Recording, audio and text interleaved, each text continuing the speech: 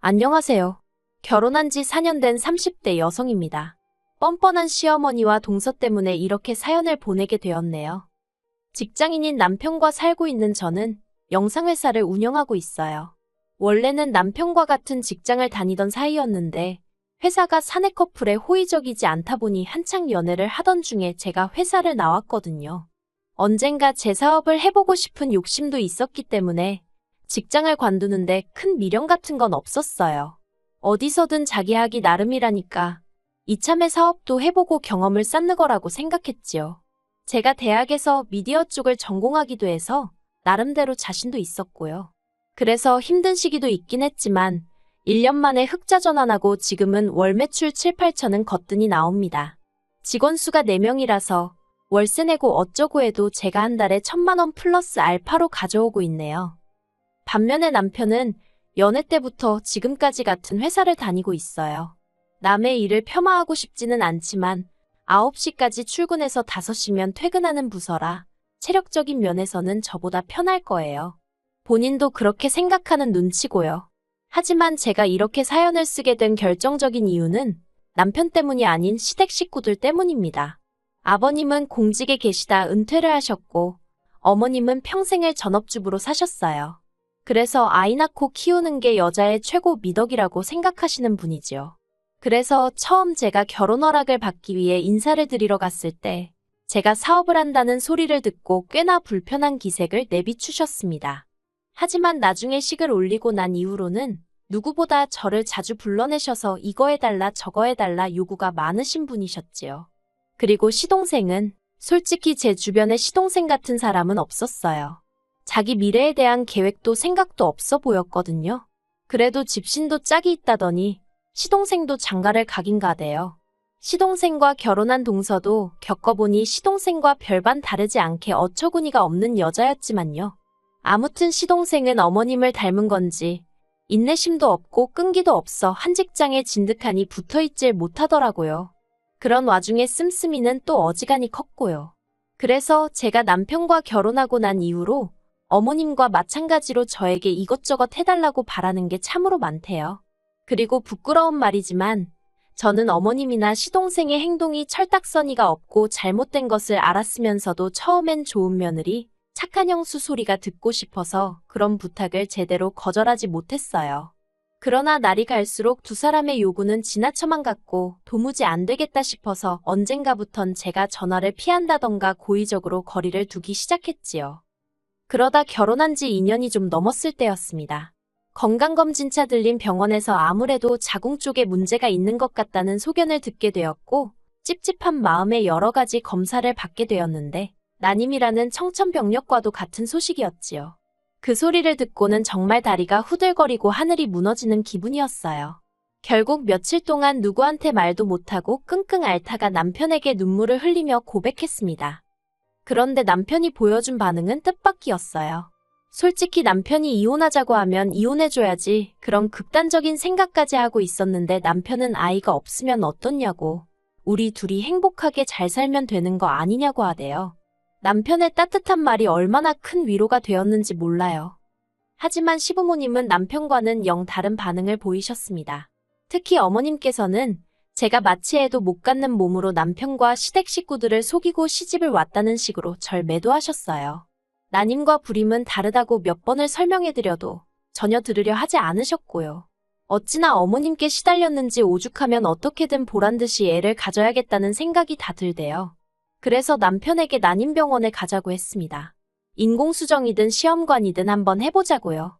그런데 남편은 자연적으로 생기면 모를까 인위적으로 아이를 만들고 싶지는 않다는 말도 안 되는 소리를 해대며 병원에 가기를 거부했어요. 결국 남편과 한 달 가까이 난임병원에 가보는 것으로 실랑이를 하다가 이혼 아내만의 소리까지 나오며 싸우게 되었습니다. 이혼 이야기를 먼저 꺼낸 건 다름 아닌 바로 저였어요. 어머님의 말도 안 되는 비난과 구박에서 저를 제대로 지켜주지도 못하면서 남편의 비협조적인 태도에 치사하단 생각이 들었거든요. 그런데 이혼 소리가 나오고 나니까 그제서야 남편이 아주 죽상을 하고 병원에 가겠다 하대요. 그런데 병원에서 어처구니 없는 사실을 알게 되었습니다. 저는 그나마 난임이었지만 남편이 아예 불임이더라고요. 그리고 더 황당했던 건 남편은 어느 정도 자기 상황을 알고 있던 눈치였다는 거예요. 무슨 일 때문이었는지는 끝끝내 말해주지 않았기에 확실히는 모르지만 모종의 이유로 저와 결혼 전 비뇨기과에서 이런저런 검사를 받게 되었는데 그때 불임이란 얘기를 들었답니다. 그런데 저랑 연애를 하면서 보니까 제가 애를 그다지 좋아하는 것 같지도 않고 그래서 결혼하고 어느 정도 타이밍을 보다가 솔직히 털어놓을 참이었다나요. 그러면 제가 이해해줄 줄 알았다면서요. 저는 남편의 변명 같지도 않은 말에 정말 크게 화를 냈어요. 하지만 남편은 어차피 저도 아이를 갖기 힘든데 뭐가 그렇게 서운하고 화가 날 일이냐며 오히려 저를 속 좁은 사람 취급을 하더라고요. 왜 드라마나 영화에서 인물들이 황당하면 입을 떡 벌리잖아요. 제 표정이 딱 그랬을 거예요. 남편의 태도가 어찌나 뻔뻔한지 할 말을 다 잃었다니까요. 그리고 한편 이혼도 이혼이지만 한시라도 빨리 시댁에 남편의 불임 소식을 알리고 싶은 마음이었습니다. 그간 저한테 돈 몇 푼 번다고 유세 떨고 다닐 때부터 알아봤다는 둥, 심보가 고약하니 그렇게 된 거라는 둥, 정말 말도 안 되는 소리로 제 속을 후벼 파셨거든요. 그래서 까놓고 말해서 어머님이 이 소식을 듣곤 어떤 표정을 지으실지, 무슨 말씀을 하실지 궁금해 미칠 지경이었네요. 그렇게 돌아온 주말에 저는 남편과 함께 시댁으로 향했습니다. 달리는 차 안에서 남편이 저더러 이렇게까지 해야겠냐며 한숨을 푹푹 쉬어댔는데 제 알바는 아니었지요. 100번 양보해서 남편이 제 난임 사실을 시부모님께 말하지 않았다면 저도 고마운 마음에 남편의 불임 소식을 굳이 알리진 않았을 거예요. 하지만 제가 먼저 남편에게 시댁에는 천천히 알리면 안 되겠냐 했을 때 그래도 부모님을 어떻게 속이냐면서 그렇게는 안 된다고 했거든요. 저는 솔직히 어머님을 속인다기보다는 남편이 제가 마음의 준비를 할 수 있도록 배려를 해줬으면 하고 바란 것뿐이었는데요. 아무튼 이번엔 반대 상황이었는데 저도 워낙 어머님께 모질게 당해서인지 달리 남편을 배려해주고 싶지는 않았습니다. 솔직히 남편에게 정도 많이 떨어진 상황이었고요. 시댁까지는 차로 30분쯤 걸려서 도착했어요. 어머님께서는 평소처럼 아들인 저희 남편만 챙기시고 저는 본체만 채하시대요. 반기는 사람도 없는데 못하러 왔냐는 식이셨지요. 저는 그런 어머님 앞에 조용히 남편의 검사 결과지를 내밀었습니다. 어머님이 이게 뭐냐며 돋보기를 쓰시고 한참을 들여다보시더니 곧이어 이게 사실이냐며 저를 다그치시대요. 제 것이 아니고 남편 것인데도 저에게 불쾌한 기색을 보이시니 황당하고 어이가 없어서 실소가 다 나올 뻔했어요. 그리고 그런 저를 남편은 원망 섞인 눈으로 잠깐 바라보더니 어머님더러 자기가 불임이라고 순순히 이야기하더라고요. 어머님은 망연자실한 얼굴로 엉엉 우셨습니다. 그런데 저도 어머님께 맺힌 게 꽤나 있었기 때문인지 그런 어머님을 보고도 죄송하거나 안 됐다는 생각보다는 솔직히 고소하대요. 저도 저희 집에선 귀한 딸인데 난임이란 이유로 그렇게 박대를 하셨으니 이제 어머님 아들 차례라는 생각도 들었고요. 남편의 불임 사실이 밝혀진 이후로 저희의 관계는 솔직히 예전 같지 않아졌어요. 그간 서로에게 했던 안 좋은 말들이 화살이 되어 돌아왔기 때문이지요. 그래도 남편도 저도 더 이상 이혼 소리를 입에 올리진 않았습니다. 두 사람 간에 어떤 사랑이 남아있었다기보다는 서로 양쪽 부모님께 더 이상의 불효는 하지 말자는 쪽으로 의견을 모았거든요. 그래서 그냥 안 좋은 감정은 한 곳에 묻어두고 서로를 힘들게 하지 않는 선에서 같이 살게 되었네요. 한편 그런 와중에 시동생이 띠동갑인 어린 여자랑 결혼을 했어요. 저랑도 나이 차이가 제법 나다 보니 제 눈에는 그저 귀엽게만 보였지요. 그리고 그런 동서가 임신을 했을 때였습니다. 사실 동서의 임신이 저에게 기쁘기만 한 소식은 아니었어요. 물론 동서가 임신을 했다는 사실 자체는 반가웠지만 어머님이 보이신 태도 때문에 마냥 기쁘지만은 않았다는 거예요. 동서가 임신을 한 이후로 어머님은 동서를 무슨 상점 모시듯 하고 예뻐서 어쩔 줄 몰라 하셨습니다. 심지어 몇 달 전 김장을 할 때도 동서는 임신이라 못 온다며 사업 때문에 출장을 가야 하는 저한테 출장을 미루고 김장을 하러 오라시대요. 참고로 저희 시댁은 원래 김장을 안 해먹는데 동서가 김장김치가 먹고 싶다고 하니까 어머님이 그럼 김장을 하자며 판을 벌리시려는 상황이었어요. 그러니 저로서는 가뜩이나 어이가 없었는데 출장까지 미뤄라 마라 하시니까 정말 언짢더라고요. 그리고 제가 아무리 대표라고 해도 일정을 제 입맛대로 조정할 수 있는 것도 아니었고요. 그래서 어머님께 정김장을 하셔야겠으면 제가 되는 날짜에 하시라고 말씀을 드렸습니다.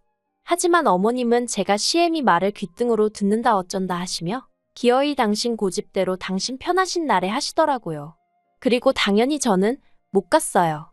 그랬더니 저 때문에 당신만 개고생을 했다면서 김치도 동선에만 딱 챙겨주시더라니까요. 솔직히 김장김치 그거 저도 친정에서 가져다 먹으면 되니까 안 주셔도 그만이에요. 하지만 어머님이 유치하게 행동을 하시니까 시쳇말로 치사하고 더럽다 싶었지요. 말이 나왔으니 말이지만 어머님은 저와 동서를 날이 갈수록 대놓고 차별하셨어요.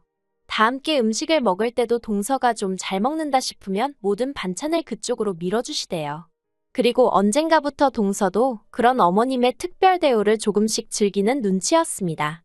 말로는 미안하다 하면서도 제가 음식하고 설거지하는 동안 어머님하고 같이 소파에 앉아 TV를 보며 아무 일도 하지 않았거든요. 제가 하는 말은 임신한 동서가 저와 똑같이 일을 해야 한다는 게 아니에요. 동서가 못하면 시동생이 할 수도 있는 거고 적어도 저만 할 필요는 없는 거란 이야기지요.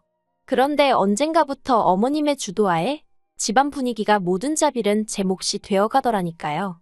그래서 한 번은 어머님 아버님 보시는 앞에서 남편한테 고무장갑이랑 앞치마 벗어주고 당신이 하라 했습니다. 왜 매번 이 집에 오면 나만 일을 하는 거냐고. 아주 어머님이고 아버님이고 시동생이고 동서고 전부 다 들으라고 소리를 지르면서요.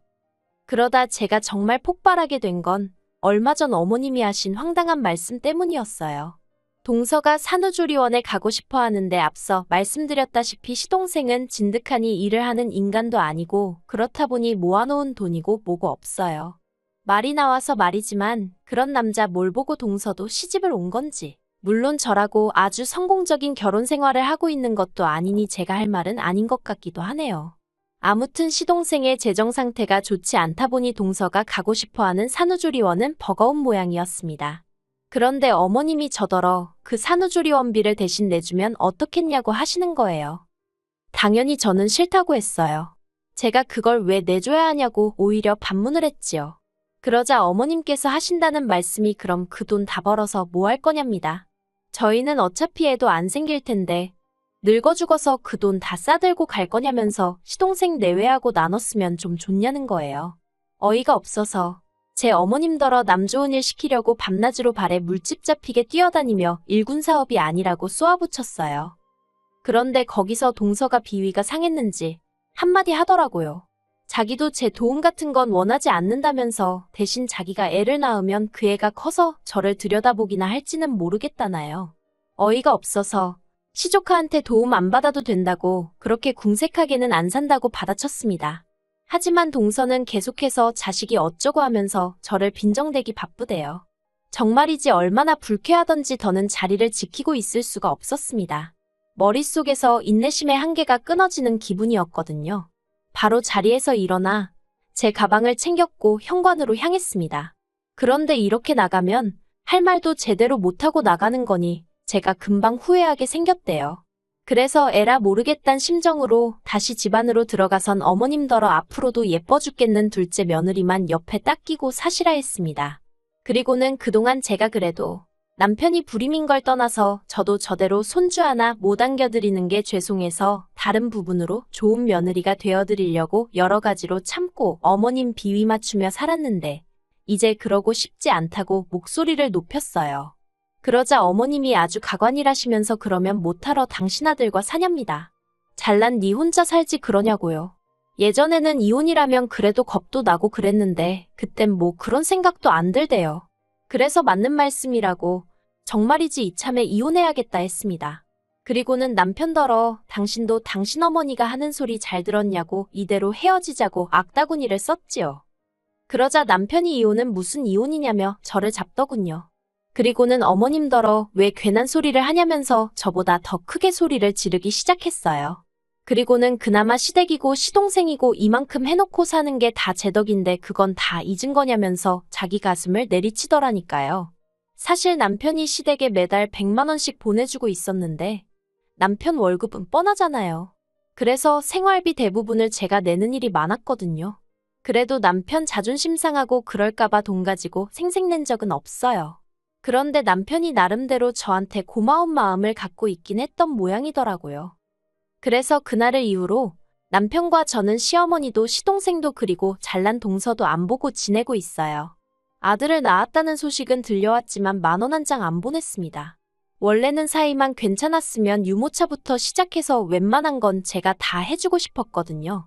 그런데 엄마 아빠라는 사람들한테 정내미가 떨어져서인지 애도 어떻게 생겼는지 궁금하지도 않고 돈도 일절 쓰기 싫으네요. 저는 이제 숙이고 들어갈 이유도 없고 시댁에 아쉬운 것도 일절 없으니까요.